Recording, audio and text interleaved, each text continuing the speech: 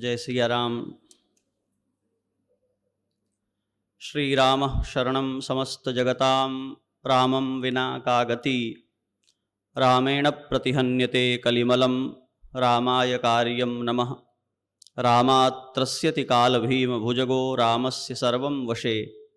रामे भक्तिरखण्डिता भवतु मे रामत्वमेवाश्रयः। अयोध्या पर्व के केंद्र में तीसरा वर्ष इस आयोजन को हो रहा है। धीरे धीरे इसकी व्याप्ति, इसकी सार्थकता और इसकी महत्ता लोगों के सामने आ रही है। बहुत महत्वपूर्ण विषय आज रखा गया है और बहुत बड़ा विषय भी रखा गया है।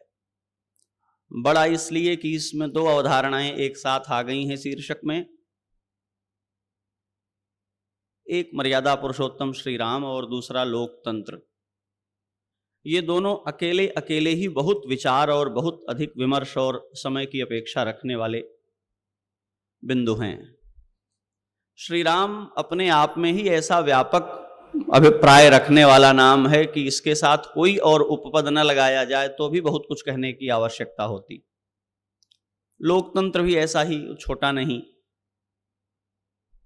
मर्यादा पुरुषोत्तम श्री राम और लोकतंत्र हम दोनों को जोड़ कर देखें, उससे पहले हम एक नज़र दोनों को अलग अलग देख लें। श्री राम क्या हैं, उनका मर्यादा पुरुषोत्तमत्व क्या है, और फिर एक नज़र में ये देख लें कि लोक क्या है।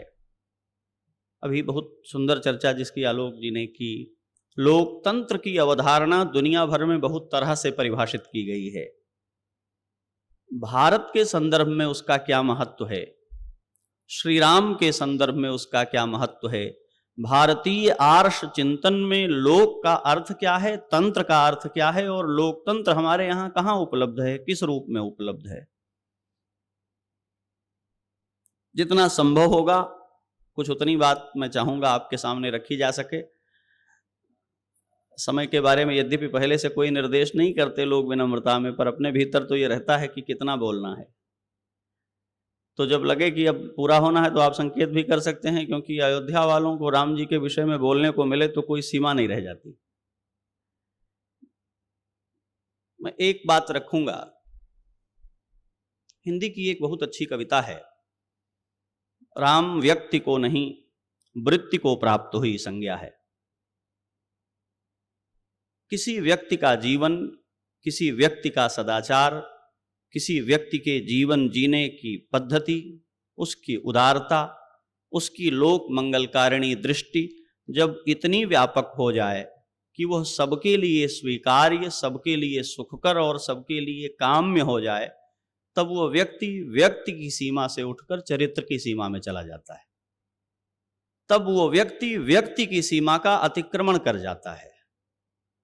जब किसी एक का आचरण अनेक के लिए आचरणीय हो जाए, जब एक का मंगल अनेक के लिए मंगलकारी हो जाए, जब एक की सोच अनेक के लिए सुखकारी हो जाए, तब वो व्यक्ति व्यक्ति की सीमा को पार कर जाता है। हिंदी की साधारण सी पंक्ति में ये बात कह दी गई कि राम व्यक्ति को नहीं वृत्ति को प्राप्त हुई संज्ञा है। वो एक चरित्र का नाम है। इससे यह नहीं साबित होता कि राम एक व्यक्ति के रूप में हमारे बीच उपस्थित नहीं हैं। इससे यह साबित होता है कि व्यक्ति की जो जड़ताएं हैं, व्यक्ति की जो तुच्छ सीमाएं हैं, राम ने उनको पार कर दिया है।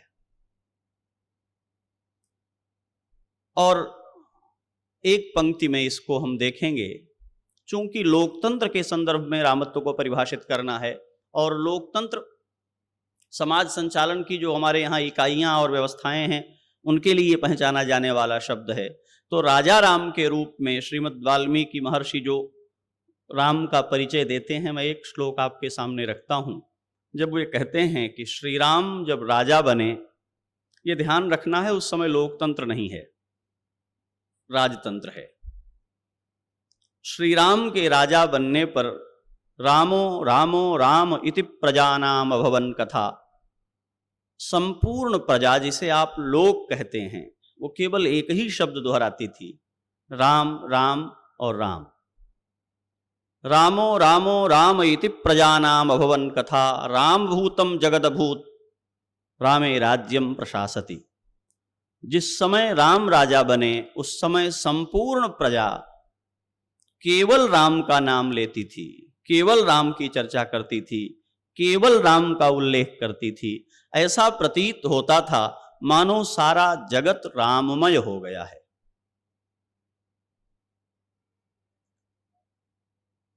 यहां लोकतंत्र की शुरुआत होती है।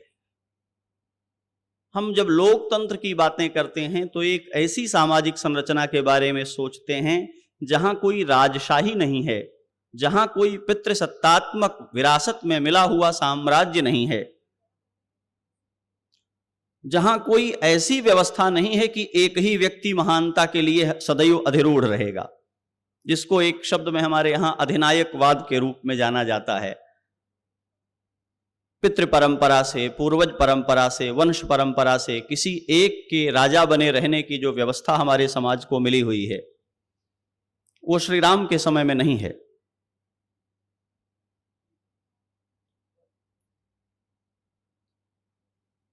उसे हटा दें किसी चीज से उठा करके।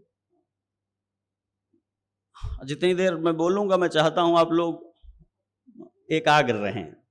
उसे हटा लें तब मैं आगे शुरू करूं।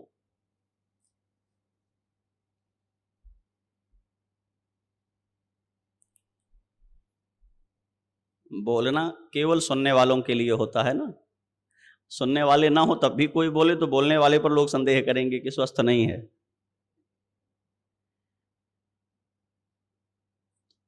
लोकतंत्र का जब राम के साथ संबंध बनता है तो जो महत्वपूर्ण बात निकल कर आती है, जहां अधिनायकता प्रमाणित हो, जहां अधिनायकता सिद्ध हो, जहां पितृ परंपरा से ही व्यवस्था मिलती हो, जहां एक वंश में एक व्यक्ति को, और वह भी कुल में बड़े होने पर एक ही व्यक्ति को राजा बनाने की रूढ़ि विद्यमान हो, वहां लोकतंत्र का प्रश्न रखना सबसे चुनौती भरा काम है। आज तो संविधान है, कोई राजा नहीं हो सकता चाहे जितना समर्थ हो जाए। हम जिन समाजों में, जिन व्यवस्थाओं में लोकतंत्र की समीक्षा करते हैं, वहां एक संविधान लोकतंत्र के पक्ष में खड़ा होता है, उसके अपवाद कितने भी हों। किंतु श्री राम के समय में कोई संविधान लोक के पक्ष में खड़ा नहीं है। संविधान राज्य के पक्ष में खड़ा है, संविधान वंश के पक्ष में खड़ा है, संविधान वंश में भी एक व्यक्ति के पक्ष में खड़ा है। जो बड़ा होगा वही राजा होगा, और इसका उल्लंघन करने का प्रयास किया है कैकेयी ने। 14 वर्ष तक अयोध्या अनाथ रही, फिर वही गद्दी पर बैठा जो बड़ा था। ऐसी प्रचंड रूढ़ि के बीच में राजा होकर राजतंत्र की व्यवस्था को जीते हुए जिसने लोक को राज्य से बड़ा कर दिया, वो श्री राम है। पूरा जीवन उनका। और मजे की बात यह है कि वे संविधान नहीं बदलते। मजे की बात यह है कि वे मंत्रिमंडल नहीं बदलते। क्या आश्चर्य है कि श्री राम अपने नए मंत्री नियुक्त नहीं करते। जो पिताजी के मंत्री हैं वो राम जी के भी मंत्री हैं। मंत्रिमंडल बदलने से काम नहीं होता, मन बदलने से काम होता है। राम ने ये किया। क्या करना चाहिए, नीति कहां जाएगी? राजा बदलेगा तो पुराने मंत्री रहेंगे, तो कहा हां अगर आवश्यकता पड़े जन जन के भीतर पहुंचने की, तो श्री राम ने जो सबसे बड़ी क्रांति की वो मंत्रिमंडल के सहारे नहीं की, वो मित्र के सहारे की। अपने सहपाठी को, अपने मित्र को गुप्तचर बना करके रखा, और उससे वो बात पता लगा ली समाज की जो सामने नहीं आ सकती थी। मैं कथाओं में प्रवेश करूं उसके पहले कुछ मोटी मोटी बातें जिससे चीजें स्पष्ट हो जाएं। एक बात राम की, उनका मर्यादा पुरुषोत्तमत्व है कि जब वे राजा बनते हैं तो सारा का सारा जगत राममय हो जाता है। सबके दुख के निवारक राम हैं, सबके सुख के साधन राम हैं, सबकी कामना में राम हैं, सबकी प्रतीक्षा में, उनकी वांछा में राम हैं। श्रीमद् वाल्मीकि रामायण में जब दशरथ जी महाराज प्रस्ताव रखते हैं कि मेरी अवस्था हो गई है, मैं चाहता हूं कि मैं उत्तराधिकारी नियुक्त करूं, तो सारा मंत्रिमंडल, उस पर बहस की आवश्यकता ही नहीं होती, उस पर चर्चा करानी ही नहीं पड़ती। ध्वनिमत से पहले ही प्रस्ताव पर पारित कर देता है। इच्छामो हि महाबाहुम रघुवीरम महाबलम गजेन महतायांतम रामम छत्रावृताननम। महाराज, हम तो प्रतीक्षा कर रहे हैं कब वो समय आएगा जब दिव्य छत्र और चवन धारण करके हाथी पर बैठ करके राजा राम हमारे सामने से गुजरेंगे और हम उनके लिए मंगल कामना करेंगे, उनकी जय जयकार करेंगे। दशरथ जी महाराज चकित हो गए हैं, क्या मेरे राजा होने में और उसका कर्तव्य निभाने में कोई त्रुटि रह गई है? इतने उत्साह से आप राजा बदल देना चाहते हैं? क्या मैंने प्रजा के रंजन में, प्रजा की सेवा में कोई चूक की है? मंत्रिमंडल हाथ जोड़ता है, महाराज आप जैसा तो कोई नहीं हो सकता। पिता पुत्रों का पालन वैसा नहीं कर सकता जैसा आपने किया है, पर हम क्या करें, श्री राम ने अपने गुणों से हमको जीत लिया है। श्री राम ने अपने गुणों से हमको वशीभूत कर लिया है। अयोध्या का हर युवक श्री राम को अपने भाई की तरह, अयोध्या का हर पिता श्री राम को अपने पुत्र की तरह, अयोध्या की हर मां श्री राम को अपने पुत्र की तरह चाहती है। एक भी व्यक्ति ऐसा नहीं है अयोध्या में जो ये कह दे कि श्री राम के व्यवहार से हमें भी कभी कोई दुख हुआ है। लोकतंत्र का प्रारंभ सत्ता से नहीं होता, लोकतंत्र का प्रारंभ व्यक्ति के चरित्र से होता है। ये दुर्भाग्य है, हमारे समाज में लोकतंत्र की अवधारणा राज्यतंत्र के बरक्स आई, उसके सापेक्ष आई, इसलिए हम लोकतंत्र की परिभाषा राज्य सत्ता की व्यवस्था के लिए करने लग गए। मैं ये बात बार बार दोहराता हूं, श्री राम राज्य राजा के चरित्र में निहित नहीं है, प्रजा के चरित्र में निहित है। रामचरितमानस को यदि हम आधार बनाएंगे तो आपको आनंद आएगा। पूरे राम राज्य का वर्णन करते हुए गोस्वामी जी प्रजा का ही चरित्र तो लिख रहे हैं, राजा का चरित्र नहीं लिखा है उन्होंने। प्रजा कैसी है, क्यों? यथा राजा तथा प्रजा। राजा के गुणों का बखान करके राजा का चरित्र प्रकट नहीं होता, प्रजा के गुणों का बखान करके राजा का चरित्र प्रकट होता है। इसलिए गोस्वामी तुलसीदास इस युक्ति का आश्रय लेते हैं और राम राज्य की प्रशंसा करने के लिए अयोध्या के लोगों का चरित्र बताते हैं। बैरो न कर काहू सन कोई, राम प्रसाद विषमता कोई इत्यादि। तो राम का मर्यादा पुरुषोत्तमत्व तो ये है कि उन्होंने मनुष्यता के संकुचन को अपनी योग्यता से, अपने त्याग से, अपने बलिदान से विस्फीत कर दिया है, बड़ा कर दिया है। उन्होंने मनुष्यता को बड़ा कर दिया है और मनुष्यता को महान, मनुष्यता राम के द्वारा दोबारा परिभाषित हुई है। मैं उसके विस्तार में जाऊंगा तो देर लगेगी, इसलिए केवल मर्यादा पुरुषोत्तम श्री राम जब हम कह रहे हैं, मर्यादा का अर्थ होता है मोटे तौर पर सीमा। संस्कृत में बॉर्डर को ही मर्यादा कहते हैं। मनुष्यता की कुछ अपनी दुर्बलताएं हैं, अच्छाइयों की सारी चाहतों के बावजूद मनुष्यता उन दुर्बलताओं को जीत नहीं पाती। श्री राम जब मनुष्यता में अवतरित होते हैं तो उन सीमाओं को बड़ा कर देते हैं, मनुष्यता को गौरव प्रदान कर देते हैं।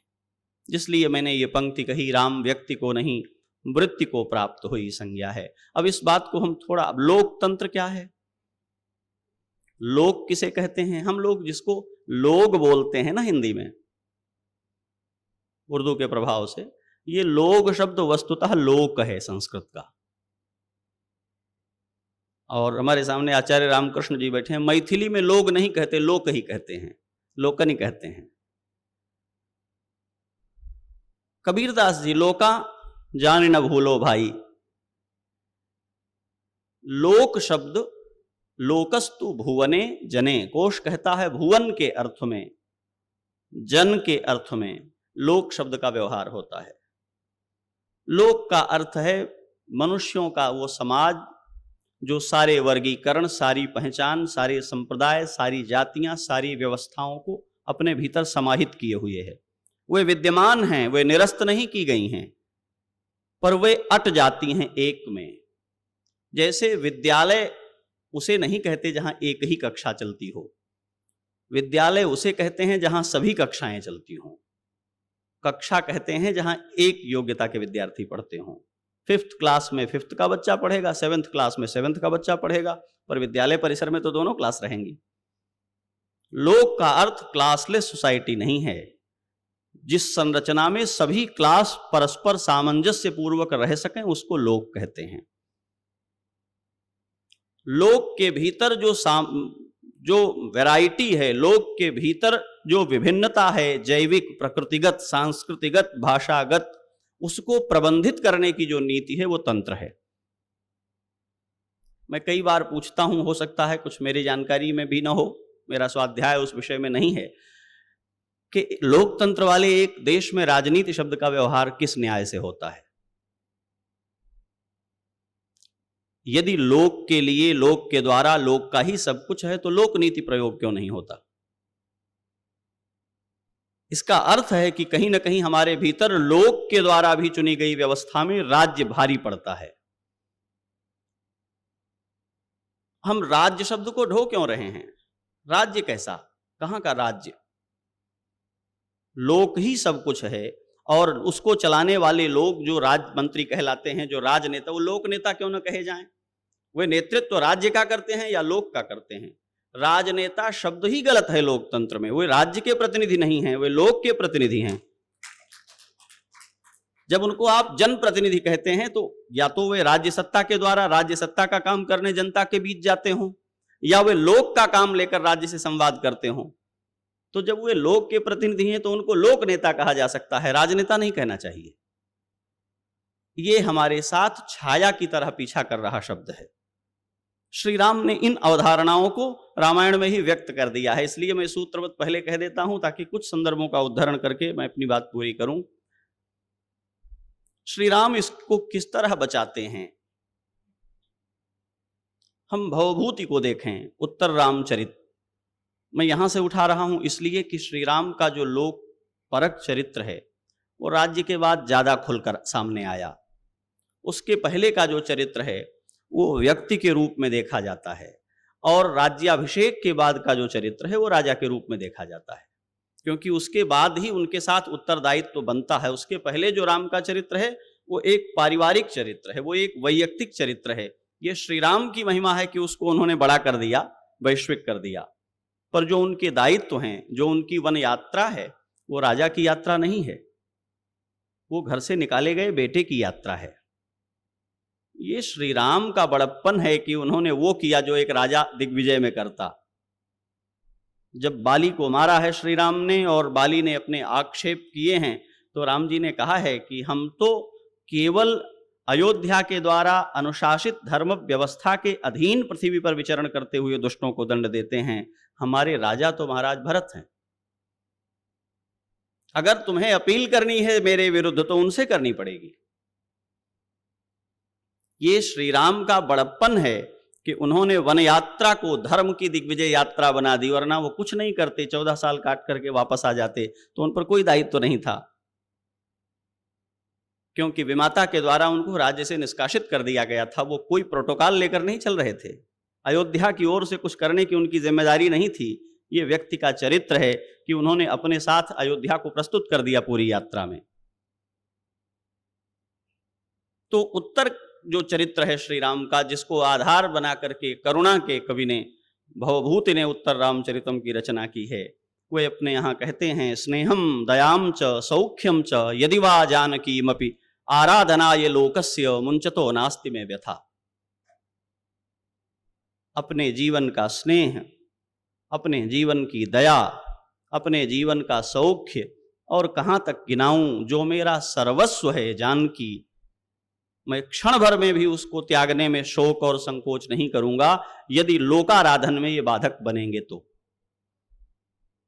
और ये आपको काव्यात्मक विकास लगे यदि, कि भवभूति तो करुणा के कवि हैं इसलिए उन्होंने ये बात कह दी, तो आपको आप्त वाक्य का प्रमाण लेना चाहिए श्रीमद् वाल्मीकि रामायण में।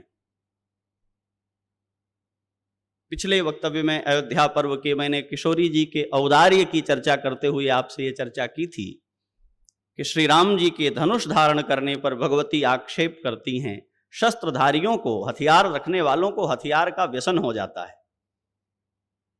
आप भी जहां तहां हथियार, भगवान श्री राम ने बहुत असाधारण उत्तर दिया है जानकी जी को। अप्यहम जीवितम जहियाम त्वाम वा सीते स लक्ष्मणाम। जानकी, मैंने शस्त्र इसलिए धारण नहीं किया है कि मैं धनुर्धर योद्धा हूं, मैंने शस्त्र इसलिए धारण नहीं किया है कि दूसरे लोग मुझसे डरें, मैंने शस्त्र इसलिए धारण नहीं किया है कि लोग मेरे बल से भयभीत रहें, मैंने तो इसलिए धनुष धारण किया है कहीं आर्त शब्द सुनाई ना पड़े, कोई चीखता हुआ सुनाई ना पड़े, कोई पीड़ा में आकुल होकर पुकारता हुआ सुनाई ना पड़े।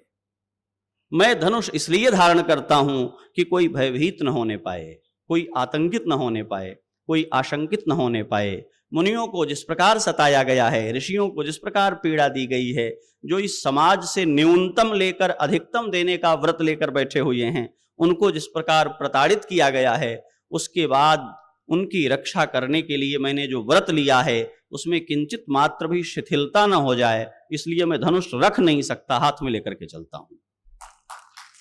मैं क्षण भर के लिए भी विलंब नहीं कर सकता हूं, क्योंकि बहुत विलंब हुआ है और ये पीड़ा भोगते रहे हैं। हड्डियों का पहाड़ एक दिन में नहीं बना होगा। श्री राम कहते हैं मैंने ये सब देखा है, इसलिए मैं धनुष धारण करता हूं। श्री राम की वन यात्रा वस्तुतः लोक यात्रा है। थोड़ा चिंतन में जाएं इस प्रसंग को लेकर। श्रीमद् भागवत का एक प्रसंग इससे आप जोड़ लेंगे तो आपको समझने में आसानी होगी। महाराज पृथु का अभिनंदन करने के लिए उनकी प्रजा उनके सामने उपस्थित हुई, और जब उनकी जय जयकार करना प्रारंभ किया तो वो हाथ जोड़कर खड़े हो गए और कहा, आप लोग ये मत करिए। लोकतंत्र का चरित्र है ये। महाराज पृथु चक्रवर्ती हैं, उनको हाथ जोड़ करके प्रजा स्तुति करने के लिए खड़ी हुई है, तो वो मना करते हैं, आप मेरी स्तुति मत करिए। क्यों? अभी मैंने कुछ नहीं किया है जो स्तुत्य हो। राज्याभिषेक हो जाने से किसी की स्तुति करना लोकतंत्र की सबसे बड़ी कुंठा है। कोई चुन लिया गया है इसलिए उसको माला पहनाई जाए, इससे बड़ी कुंठा कोई मनुष्यता के अपमान की हो नहीं सकती। कोई कुछ करके दिखा दे तब उसकी स्तुति करिए, ये लोकतंत्र है। महाराज पृथु कहते हैं, आप मेरी स्तुति क्यों कर रहे हैं? अभी तो मैंने कुछ अच्छा नहीं किया। मैं राजा बन गया हूं इसलिए आप मेरी स्तुति करें, ये ठीक नहीं है। ये एक राजा का चरित्र है। गद्दी पर बैठे हुए व्यक्ति को देखकर सैल्यूट करने की जो प्रवृत्ति है, ये लोकतंत्र के विरुद्ध है। लोक की सेवा करके लोक को जिसने उपकृत किया है उसकी स्तुति होनी चाहिए। लोक का मंगल करके जिसने लोक की पीड़ा कम की है उसकी स्तुति होनी चाहिए। पृथु ने स्तुतियां बंद करा दी। भगवान श्री राम को गद्दी पर बैठने की बारी आती है। गुरुदेव वशिष्ठ के द्वारा उनको सूचना दी जाती है। सारी अयोध्या आनंद मग्न हो जाती है। एक का चित्त व्यथित है। किसका? आप लोगों को पता है? मंथरा का। और किसी का? दो का चित्त व्यथित है, एक मंथरा का और एक श्री राम का। रामचरितमानस को फिर से पढ़िए। राम जी व्याकुल हैं, विमल वंश अनुचित यह एको। यद्यपि हमारा वंश तो बड़ा दिव्य है, पर इसमें एक बात गलत है। क्या? जन्म से, बड़े होने से योग्यता कैसे प्रमाणित होगी? ये जो सूर्य वंश में बड़ा बेटा ही राजा बनेगा, ये क्रम चला आ रहा है। अब बड़ा बेटा नालायक हो जाए तो? श्री राम अनुभव करते हैं, मुझसे कहीं अधिक विनम्र, मुझसे कहीं अधिक सेवा परायण, मुझसे कहीं अधिक अपना बलिदान करने को प्रस्तुत भरत है। मुझसे अधिक शत्रुओं का नाश करने में समर्थ लक्ष्मण है। मुझसे कहीं अधिक अपने को छोटा करके जीने की योग्यता शत्रुघ्न की है। मैं ही राजा बनूंगा इस न्याय से कि मैं बड़ा बेटा हूं, ये ठीक नहीं है। दायित्व देने के लिए, पद देने के लिए वंशानुगत, जन्मानुगत जो व्यवस्था है वो ठीक व्यवस्था नहीं है। जो योग्यता प्रमाणित करे वो दायित्व ले और वो सेवा करे। ये लोकतंत्र का प्राण है जिसको श्री राम अपने भीतर चिंता करते हैं। लेकिन राजतंत्र की व्यवस्था में जब तक संविधान न बदल जाए तब तक उसका अपवाद उपस्थित नहीं होता। या तो दुर्घटना हो जाए या संविधान बदल जाए। श्री राम ने कहा संविधान एक दिन में बदलेगा नहीं, क्योंकि पिताजी मेरे राजा बनने के पक्ष में मंत्रिमंडल का समर्थन लेकर आ गए हैं, सभी तैयार हैं। अब कुछ उपद्रव हो जाए तो ही ये टल सकता है। और उपद्रव हो गया, क्या प्रमाण है मैं दुनिया का भला कर सकूंगा? क्या प्रमाण है सब कुछ अच्छा रहेगा मेरे राजा बनने से? श्री राम ने कहा नहीं, गद्दी पर वो बैठेगा जिसका चरित्र प्रमाणित हो। लोग मुझे पसंद करते हैं, ये मेरी योग्यता का प्रमाण नहीं है। मैं लोगों के दुख दूर कर सकूं, ये मेरी योग्यता का प्रमाण होगा। अयोध्या का राजा वो नहीं बनेगा जो राजधानी से निर्मित हुआ है। अयोध्या का राजा वो बनेगा जो लोक से निर्मित हुआ है। लोकतंत्र का प्रारंभ यहां से। राजधानियों की रचना के विरुद्ध जो चिंतन नहीं जा सकता, वो लोकतंत्र की स्थापना नहीं कर सकता। श्री राम ने कहा, इस राजधानी का परित्याग करूंगा, सीधी तरह से नहीं हो सकता तो निष्कासित होने को तैयार हूं। अच्छा, ये मजे की बात है, या तो राजधानियां स्वीकारती नहीं है और स्वीकार लेती हैं तो छोड़ती नहीं है। आप लोग ज्यादा अच्छे तरीके से इस बात का अनुभव कर सकते हैं। जिन्हें राजधानियां नहीं स्वीकारती उनको नहीं स्वीकारती, और जिनको स्वीकार लेती हैं उन्हें बाहर नहीं निकलने देती। श्री राम को भी लगता है ये राजधानी मुझे बाहर नहीं जाने देगी। उन्होंने कहा निष्कासित होने को प्रस्तुत हूं। ऐसी रचना रच दी, निष्कासित हुए। जो राजधानी को उसकी जड़ता में बनाए रखने के पक्ष में थे उनको प्राण दे देना पड़ा। चक्रवर्ती दशरथ को तड़प तड़प कर प्राण दे देने पड़े, और उनके सबसे प्रिय पुत्र श्री राम दयावश लौट कर पीछे नहीं आते। नहीं, पिताजी व्यक्ति के हैं, राज्य समाज का है। अगर राज्य की व्यवस्था ठीक नहीं कर सका तो केवल पिता का कर्तव्य निभाने से लोकतंत्र की रक्षा नहीं होगी। अगर राज्य की संरचना को लोक में ढालने के लिए एक राजा, एक पिता का बलिदान आवश्यक है तो वो ठीक है। श्री राम नहीं जानते क्या कि पिताजी मेरे बिना जीवित नहीं रहेंगे, फिर भी वन जाने की व्यवस्था को स्वीकार करते हैं। क्यों? कि लोक की रक्षा में राजाओं की बलिदान की कहानी नई नहीं है। हर बार शत्रुओं से और राक्षसों से लड़ते हुए मरना आवश्यक नहीं है, कई बार व्यवस्थाओं से लड़ते हुए भी मरना पड़ता है, और दशरथ जी के साथ वही हुआ।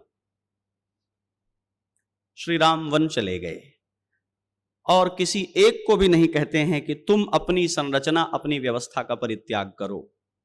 मुनियों के बीच जाते हैं। मुनियों के बीच जाने पर श्री राम को लगा कि हमारी व्यवस्था कुछ अच्छी नहीं है। श्री राम को देखने के लिए महात्मा दौड़ दौड़ कर आते हैं। राजा का बेटा साधु होकर आया है, चक्रवर्ती सम्राट का बेटा साधु होकर आया है। हमारे यहां कुछ दिनों से परंपरा बन गई है कि जो घर के लतमरुआ होंगे वो साधु हो जाएंगे, योग्य व्यक्ति साधु नहीं बनेगा। तो जब योग्य व्यक्ति साधु बनता है तो लोग बहुत चौंक कर दौड़ते हैं उसकी ओर। नौकरी छोड़कर साधु बने हैं, पढ़ाई लिखाई करके साधु बने। राम जी राजा के बेटे, चक्रवर्ती राजा के बेटे हैं, जंगल आ गए हैं तो सब चले हैं। चित्रकूट रघुनंदन छाए, मैं कोई कल्पित बात नहीं कह रहा हूं, समाचार सुने सुने सब मुनि वहां आए। राम जी ने देखा कि यहां हमारा रहना ठीक नहीं है। क्यों ठीक नहीं है? बोले हम पत्नी को साथ ले आए हैं, धनुष लेकर चलते हैं, छोटा भाई सेवा में रहता है, ये बेचारे दिनस्याष्टमे भागे शाकम पचति योग गृहे, दिन भर तपस्या भजन करते हैं। किसी ने महीनों से अन्न नहीं खाया है, किसी ने हफ्तों से जल नहीं पिया है, किसी ने वर्षों से वस्त्र नहीं धारण किए हैं। देख दुख मुनियों के मन का, वन के सुख भी त्यागे। बहुत प्यारी कविता हिंदी में है। मिला जिन्हें, जिनका नाम लिए दुख भागे, मिला उन्हें भी दुख ही दुख, जीवन भर आगे आगे। लोक का मंगल करने जो चलेगा उसे दुखों का वर्ण करना पड़ेगा, क्योंकि लोक दुख से अभिभूत है। ये आज भी है और ये उस समय भी था। राजधानी में जब मंगल कलश सजाए जा रहे थे, जब बंधनवार बनाए जा रहे थे, जब राज सिंहासन की तैयारियां की जा रही थीं, उसी समय लोग रो रहे थे ना। राम वन नहीं जाते तो हड्डियों के पहाड़ की फोटो खींचकर कोई दिखाने अयोध्या आता क्या? राजधानी तो तब भी कायम थी जब मारे जा रहे थे महात्मा जंगलों में। क्या अंतर है ये दिखाई पड़ेगा आपको। अयोध्या में राज सिंहासन की तैयारी हो रही है, उत्सव हो रहे हैं, आनंद मनाया जा रहा है, और जंगलों में महात्मा अश्रुपात कर रहे हैं। कोई सुरक्षित नहीं है। तो श्री राम ने कहा कि नहीं, राजधानी से राजा नहीं चुने जाएं, लोक से राजा चुने जाएं। लोकतंत्र में इसको कॉपी करने का प्रयास किया गया, लेकिन मैंने जो आपसे कहा कि राजतंत्र की छाया थी, तो जिन्हें हम जनप्रतिनिधि कहते हैं, हालांकि इस विषय का विस्तार बहुत नहीं करना चाहिए, वे कितने प्रतिशत जनप्रतिनिधि हैं, कितने प्रतिशत राज्य प्रतिनिधि हैं, ये समझना भी बड़ा टेढ़ा है। जिनको पहले पार्टी चुन लेती है उन्हीं को तो जनता चुनती है, तो जनप्रतिनिधि हुए कि पार्टी प्रतिनिधि हुए? आप उन्हीं को वोट दे सकते हैं जो प्रत्याशी घोषित किए गए हैं, और प्रत्याशी जनता नहीं चुनती। अगर पहले एक प्री वोट हो जाया करे कि कौन प्रत्याशियों में अच्छा प्रत्याशी है, तब तो कुछ पता चले। श्री राम ने जो लोकतंत्र की स्थापना की उसमें उन्होंने कहा नहीं, वो नहीं प्रतिनिधि चुना जाएगा जो राजधानी से सेलेक्ट हुआ है, वो प्रतिनिधि चुना जाएगा जो लोक से सेलेक्ट हुआ है। राज्य छोड़ दिया, वनवासियों के बीच गए, गिरिवासियों के बीच गए, उदासियों के बीच गए, और जिसके साथ बैठे उसमें घुल गए। गोस्वामी जी महाराज ने हास्य के माध्यम से ही सही बहुत सुंदर इस प्रसंग की चर्चा की। बिंध्य के बासी उदासी तपो व्रतधारी महाबिनु नारी दुखारे। विंध्य के पर्वतों में तपस्या करते महात्माओं ने जब देखा कि राम जी जंगल आए हैं, तो सुंदर सुंदर मार्बल के पत्थर के टुकड़े लेकर रास्ते के किनारे लगा दिए। क्यों? बोले हुई हैं शिला सब चंद्रमुखी। गौतम जी को अपनी पत्थर की स्त्री पुनः स्त्री के रूप में मिल गई, हम लोग भी जंगल में अकेले रह के बड़े दुखी हैं। सब पत्थरों में राम जी का चरण लग जाएगा, सब स्त्रियां हो जाएंगी। राम जी ने कहा ये तो जंगल का सारा समीकरण बिगड़ जाएगा हमारे चक्कर में। जानकी जी को ही हटा दिया अपने पास से, बोले देखो जंगल में स्त्री रखकर रहोगे तो ये दशा होगी। लोक का दुख क्या है? जिसके घंटे भर की यात्रा के लिए 24 घंटे में सड़कें नई कर दी जाती हैं, वो क्या जानेगा कितने वर्ष से लोग इस पर चल रहे थे टूटी सड़क पर। जिसकी अपनी पत्नी उठा ली जाएगी जंगल में, वो जानेगा कि जंगल की कठिनाई क्या है। ये लोकतंत्र की स्थापना है। और श्री राम ने उसके बाद भी ये नहीं कहा कि नहीं राज्य से व्यवस्था आए। निष्कासन केवल श्री राम का, जानकी का नहीं हुआ है। जानकी के ऊपर आए हुए संकट में उनकी रक्षा करने के लिए अयोध्या की सेना, अयोध्या की सत्ता समर्थ है, संवैधानिक रूप से उसको अधिकार प्राप्त है। महारानी कैकेयी ने तो उनकी रक्षा करने के लिए धनुष उठाया है। मैं रावण को मार करके अपनी पुत्र वधू को वापस लाऊंगी। हनुमान जी ने हाथ जोड़े हैं, कहा श्री राम का यश मिट्टी में मिल जाएगा। और श्री राम ने लंका तक पहुंचने में संपूर्ण लोक को नारी के शील हरण के विरुद्ध खड़ा कर दिया। क्यों मैं अकेले अपनी पत्नी की रक्षा के लिए मारूं? क्यों ये समाज न जाने कि स्त्रियों का हरण करने वाला जो है उसको मारा जाना चाहिए? बाली को भगवान ने मार दिया। लोग प्रश्न करते हैं सुग्रीव की शिकायत पर बाली को मार दिया, बाली का भी पक्ष सुनना चाहिए था राम जी को। प्रश्न आता है ना। राम जी ने कहा क्यों इसका पक्ष सुनेंगे, तो घोषित अपराधी है। जिस स्त्री की पुकार एक पक्षी सुन लेता है और उसकी रक्षा करने के लिए प्राण दे देता है, उस अबला की पुकार इस राजा ने नहीं सुनी। अगर स्त्री के अपहरण करने में इसकी सीमाओं का उपयोग किया गया और इसने विरोध नहीं किया, तो ये तो सहमत है, इसको पहले मारना चाहिए। शत्रु को बाद में मारो, शत्रु को समर्थन देने वाले छिपे शत्रु जो हैं उनको पहले मारो, ये नीति है। श्री राम ने बाली का वध किया, सुग्रीव की शिकायत पर नहीं, इसी विवेक पर कि ये पहले मारे जाने योग्य है, जो आर्त अबला की पुकार सुनकर भी रक्षा के लिए खड़ा नहीं हुआ समर्थ होने पर भी। और सारे लोक को रावणत्व के विरुद्ध, राम ने केवल रावण को मारा ये बड़ी बात नहीं, रावणत्व के विरुद्ध भारत को खड़ा कर दिया। लाखों वर्ष बीत गए हैं, रावण बना बना करके ये देश जला रहा है। इस चेतना को जिंदा रखे हुए है कि जो दूसरे के धन का, स्त्री का और स्वत्व का हरण करे उसको भस्म कर दिया जाना चाहिए। कोई राजा नहीं रावण को मार रहा है, कोई अयोध्या का प्रतिनिधि। अब अयोध्या से बड़े बड़े दशहरा में रावण दहन पूरे देश में हो रहे हैं। ये लोकतंत्र है, जहां न्याय और अन्याय का, सत्य और असत्य का विवेक लोक में जागृत हो और लोक उसके विरुद्ध खड़ा हो जाए। वानर भालुओं की संगति की गई, इसके प्रतीकात्मक अर्थ भी हैं। वन में रहने वाले लोग राजधानी में रहने नहीं आएंगे, वो राजधानियों के लिए क्यों लड़ें? वानरों को तो अयोध्या में नहीं बसाया जाएगा। आज भी इस देश में ये चल रहा है। परसों हमारे सामने जो दुर्भाग्यपूर्ण घटना आई है छत्तीसगढ़ की, वो इसका उदाहरण है। इसी देश में, इसी व्यवस्था में, इसी भूगोल में रहने वाले लोग हमारी संरचना के इतने विरुद्ध हैं कि हमारी व्यवस्था के लोगों को और सैनिकों को मारने में हिचकते नहीं हैं। कब जोड़ पाएंगे लोक को हम अपने आप से? कब ये घाव दूर होगा? ये प्रश्न सदैव रहा है। हम राजधानी के सुखों का भोग नहीं कर सकते तो हम राजधानी के समर्थक क्यों हों? कहां से खड़ा होता है नक्सलिज्म? यदि हमारे पास सुख साधन नहीं है तो जिनके पास है उनके वाले में हम आग लगा देंगे, ये सोच कहां से खड़ी होती है? श्री राम ने इस लोकतंत्र को आगे बढ़ाया। जिन्हें कभी राजधानियों में नहीं रहना है, जिनके बदन पर कपड़े नहीं चाहिए, जिनको बना हुआ मकान नहीं चाहिए, वे भी कपड़े वाले मकान वाले लोगों के लिए लड़ने को खड़े होते हैं और अपना सर्वस्व न्यौछावर कर देते हैं उनके लिए। ये लोकतंत्र है। समाज का प्रत्येक व्यक्ति समाज की संरचना को, उसकी अनुरूपता को बनाए रखने में अपने को दायित्व समझने लगे, अपना बोध समझने लगे। ये राम का लोकतंत्र है। कई सारे प्रश्न हैं जो श्री राम के विषय में आते हैं। उनमें से एक सबसे ज्यादा चर्चित होता है शंबूक का प्रसंग। हमारे महात्मा उससे इतने दुखी हुए हैं कि कहते हैं ये प्रक्षिप्त है। कितना समझाएं, लोग समझने को तैयार नहीं होते। जानकी जी के वन जाने का प्रसंग, बोले ये तो सब प्रक्षेप। क्यों प्रक्षेप है? बोले हम कितना सर फोड़ें अपना इस पर, कितना इसका जवाब दें। ये मानते ही नहीं कि वाल्मीकि रामायण का अंश है। पर मैं कहता हूं दोनों रामायण के अंश हैं, आपको समझना चाहिए। किसी भी समय का एक संविधान होता है और उस समय के संविधान में उस समाज में लिए गए निर्णय आज के संविधान से गलत नहीं ठहराए जा सकते। 370 हटने के पहले जो कश्मीर में हो रहा था उसके खिलाफ मुकदमे चल जाएंगे क्या आज?